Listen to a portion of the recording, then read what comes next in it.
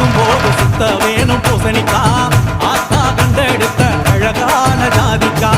புளிப்பா புளியங்க அவ புடவ கட்டுன வெள்ளரிக்கா புளிப்பா புளியங்க அவ புடவ கட்டுன வெள்ளரிக்கா